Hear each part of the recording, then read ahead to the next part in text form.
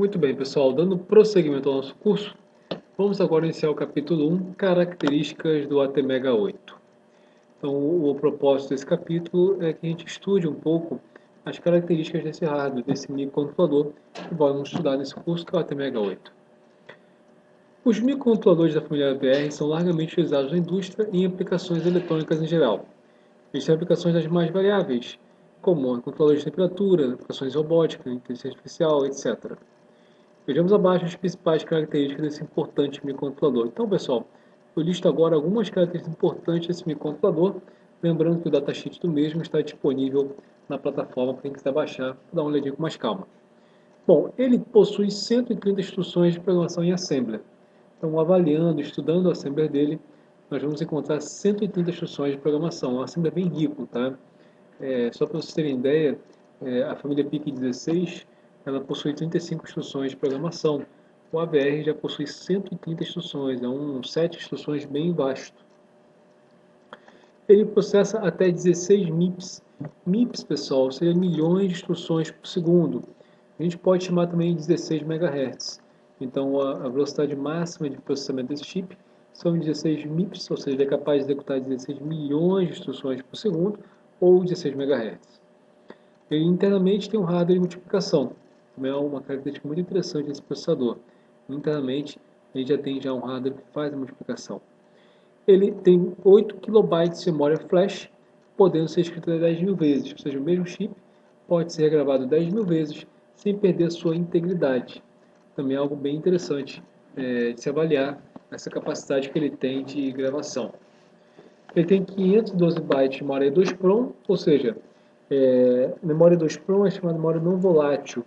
É a memória que você guarda um dado, desliga a máquina e volta a ligar, e o dado da informação não é perdida. São 512 bytes de memória. Possui 1024 bytes de memória RAM. A memória RAM é a memória estática, é aquela memória que você guarda um dado, desliga e liga a máquina e a informação é perdida. Também é uma memória bem apreciável também. Lembrando que as características que a gente está estudando para esse microcontrolador também são observáveis em outros modelos da linha VR. Então, algumas características interessantes como memória flash, memória 2PROM, memória RAM, você pode encontrar também em outros modelos. Ele possui um timer de 16 bits com pré-escala independente, 3 canais de PWM, até 6 entradas analógicas, comparador analógico, 23 linhas I/O programáveis, ou seja, o chip em si possui 28 pinos. Desses 28, nós temos 23 linhas que podem ser programáveis, que podem ser utilizadas como I/O, como interface com o mundo externo, para ler um sensor ou para ligar, por exemplo, um LED. O ATmega8 opera de 4,5 V a 5,5 V e o ATmega8L de 2,7 V a 5,5 V. Então tem uma diferença. Se você encontrar um ATmega8, ele tem uma faixa de operação de 4,5 a 5,5, já o L funciona uma tensão um pouco menor, de 2,7 a 5,5. Vamos ver então como é que é a arquitetura do AVR. Este microcontrolador apresenta internamente uma arquitetura tipo Harvard, ou seja, ele apresenta um barramento para dados e outro para programa. Quando a gente fala de arquitetura Harvard, a gente está falando que internamente no processador tem dois barramentos distintos, um exclusivo para acessar dados e outro para acessar a memória de programa. Tá? Quando você nota isso no processador, você sabe que ele tem uma arquitetura tipo Harvard.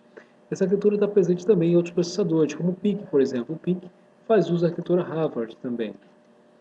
Outra arquitetura também bastante difundida é a von Neumann ou von Neumann, onde nesta há somente um barramento que serve tanto para a parte de dados quanto para a parte de programa. Então aqui nós temos dois exemplos desses barramentos. Aqui temos o primeiro, que é o barramento arquitetura Harvard, que possui dados e programa distintos. E aqui um barramento von Neumann ou von Neumann, em que dados e programas são integrados, são juntos. Um exemplo de processador que usa a arquitetura von Neumann ou von Neumann é o 8051. O 8051 é um processador que faz uso dessa arquitetura von Neumann, os primeiros microcontroladores que surgiram no mercado. Hoje em dia, no geral, os processadores vêm equipados com a arquitetura Harvard, ou seja, um barramento distinto para dados e para programa.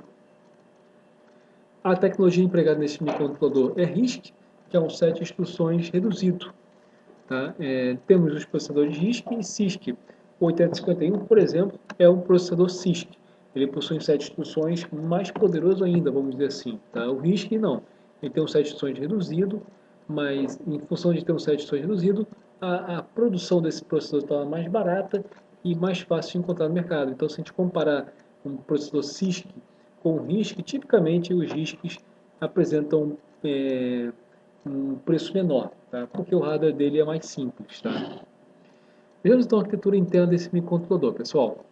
Bom, aqui nós temos um barramento, esse aqui é o barramento de dados.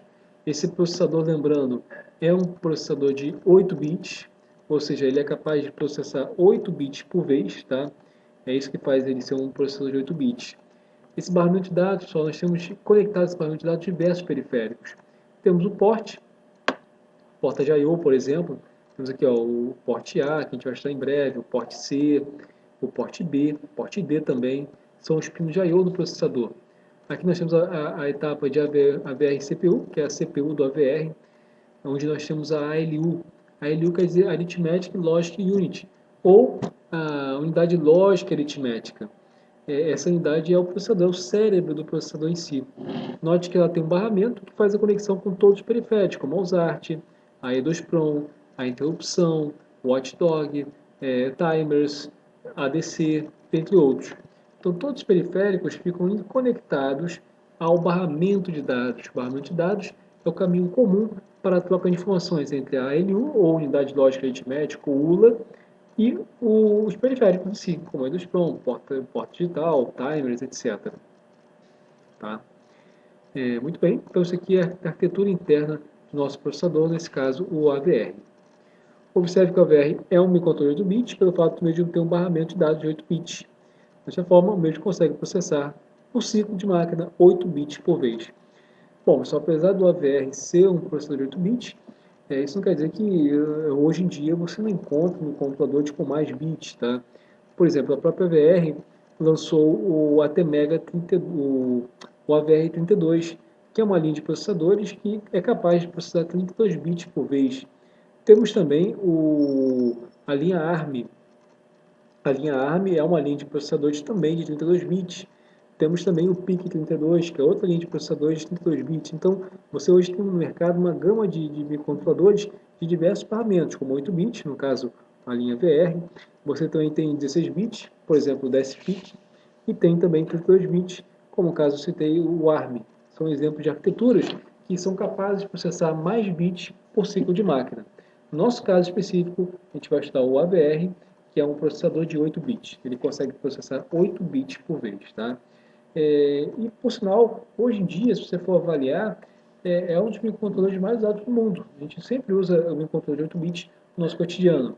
Por exemplo, se a gente for avaliar um mouse que é usado no computador, possivelmente lá dentro há um microcontrolador de 8 bits que faz esse processamento. Um teclado, mesma coisa. Um taxímetro, também possivelmente utiliza um processador de 8 bits. Se a gente for avaliar, por exemplo, a linha branca, né, uma geladeira, máquina de lavar, micro-ondas, tipicamente também usam um processador de 8 bits. Então, o mercado ainda tem um espaço muito grande para o processador de 8 bits. Por quê? São computadores eficientes, de baixo custo, em que você consegue fazer uma automação qualquer utilizando os mesmos. Tá? Então, nem sempre você vai usar um processador de 32 bits, 16 bits, para sanar um problema seu. Às vezes, 8 bits, na maioria dos casos, resolve e muito diversos projetos eletrônicos que a gente encontra no nosso cotidiano. Muito bem, vamos ver agora, pessoal, a pinagem do ATmega 8. Tá? O ATmega 8 está disponível em vários encapsulamentos, que é o tipo DIP, QFP e MLF. Então, o ATmega 8, pessoal, você não encontra ele só no formato DIP, como o que nós vamos utilizar aqui no curso. Né? Você encontra em outros encapsulamentos também, como QFP e MLF. Tá? Vejamos aqui, então, a pinagem, pessoal. Esse processador ele apresenta 3 portes, tá? Divididos em porte B, porte D e porte C. Por exemplo, do pino 23 ao 28, nós temos o porte C. Nós identificamos o porte C da seguinte forma: PC0, PC1, PC2, PC3, PC4, PC5 e o PC6 também. Então, nós temos ao todo aqui 7 bits, 7 pinos de I/O, no qual nós podemos interfacear com o mundo externo. Quando eu falo interfacear com o mundo externo, quer dizer que eu posso ligar um sensor em um desses pinos, claro, obedecendo a tensão no qual o chip funciona, que é de 0 a 5 volts. Posso ligar um LED para fazer acionamento, um relé, um display, etc. Claro, usando os drivers pertinentes, tá? Então aqui nós identificamos o porte C. Esse aqui é um dos portes de interface do ATmega 8 com o mundo externo. Temos outro porte também. Por exemplo, aqui nós temos o porte D. Temos o PD0, PD1, PD2, PD3 e PD4. Temos aqui o PD5, o PD6 e o PD7. Então nós temos ao todo 8 pinos de I/O que fazem parte do porte D e que você pode interfacear com o mundo externo. Temos também o porte B. Veja, o PB6, PB7, PB0, PB1, PB2, PB3, PB4 e PB5. Também o porte B com 8 pinos de I/O. Então nós temos 8 pinos de I/O do porte D, 8 pinos de I/O do porte B e 6 pinos de I/O do porte C. Totalizando ao todo, somando tudo, vai ser 8 mais 8, 16, com mais 7, perdão, aqui do porte C, vão dar 23 pinos de I/O. Tá? Além desses pinos, nós temos os pinos de alimentação. Veja que nós temos o pino 7 e 8, que é a alimentação, o VCC, o GND. O 22 também é alimentação também, você tem que conectar o mesmo terra do pino 8 ao 22 também. O pino 20 é a tensão analógica para funcionamento do conversor analógico digital. Tipicamente a gente liga na mesma tensão do VCC. Tá? E o RF é uma tensão de referência externa que pode servir como referência para o conversor analógico digital. Tá? Então esses são os pinos de I/O do ATmega 8. Note que além da função básica de I/O, quando eu falo função básica de I/O, quero dizer o seguinte, como entrada, ou seja, como input, ele pode ler 2 níveis, 0 e 1, e como output ele pode impor 2 níveis, 0 e 1 também. Um pino pode ter funções especiais agregadas a ele. Por exemplo, o pino 23, que é o PC0, ele tem uma função especial que está aqui entre parênteses, chamada ADC0. A gente analisando o datasheet, eu convido os senhores a fazer isso também. Vamos notar que esse pino PC0, configurando no software, ele pode ser uma entrada analógica. Tá? O nome é sugestivo, tá? A DC0 indica que é uma entrada analógica. A mesma coisa é válida para o pino 24, 25, 26, 27 e 28. Eles também são entradas analógicas.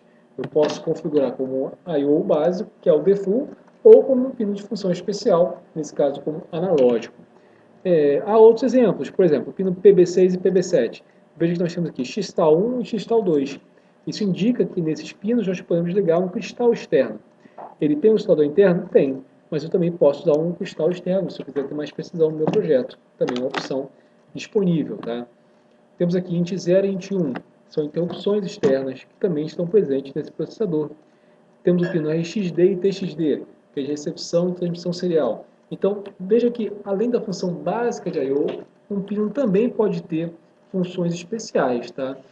No decorrer da nossa apostila, conforme a gente for fazendo experimentos, a gente vai ver que algumas funções especiais vão ser usadas, como interrupção externa e também a parte de conversão analógica digital, que vai ser abordada ao longo do curso. Aqui temos o encapsulamento DIP, aqui o TQFP e o MLF. Tá?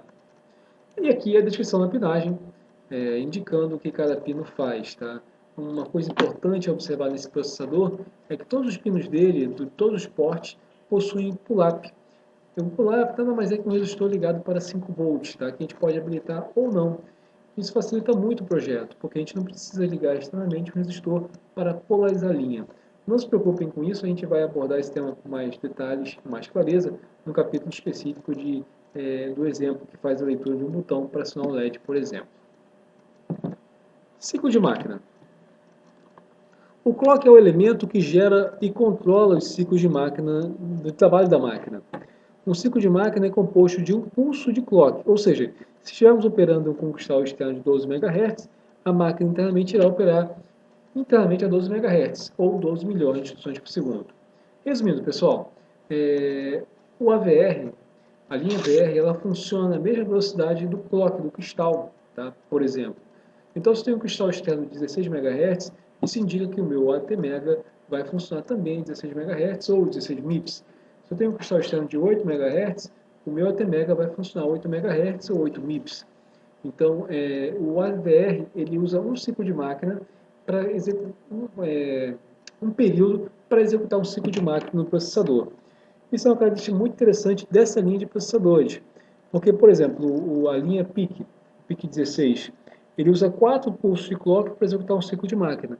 Então, se tem um cristal de 20 MHz conectado ao PIC, ele internamente não funciona 20 MHz, ele funciona 5 MHz ou 5 MIPS. Já não, o AVR funciona na mesma velocidade do clock externo ou interno. Então, se tem um clock de 1 MHz, o AVR vai funcionar literalmente a 1 MHz. Se eu tenho um cristal de 10 MHz, ele vai funcionar literalmente a 10 MHz e assim sucessivamente. Tá? Bom, pessoal, esse foi um capítulo introdutório que deu uma visão geral para os senhores do ATmega 8. Antes de passar para o próximo capítulo, peço aos senhores que façam este exercício que foi disponível na plataforma referente a esse capítulo, tá? E assim que tiverem feito ele, tiver claro, não houver nenhuma dúvida, aí sim, passem para o próximo capítulo e façam, vejam a aula, a apostila, façam exercício também. O datasheet foi disponibilizado também nesse tópico, se vocês quiserem dar uma olhada no datasheet do ATmega 8, eu recomendo, é interessante se acostumar aos jargões abordados nesse datasheet, que vão ser importantes para a sua vida profissional em si, até mesmo alguns termos comuns com outros microcontroladores, tá? Bom, senhores, então encerramos aqui nosso capítulo 1. Por favor, não deixe de fazer o exercício, é importantíssimo para o seu aprendizado e para a gente também ter um retorno de vocês para ver se o curso está sendo acompanhado a contento. No mais, muito obrigado e nos vemos na próxima aula. Até mais!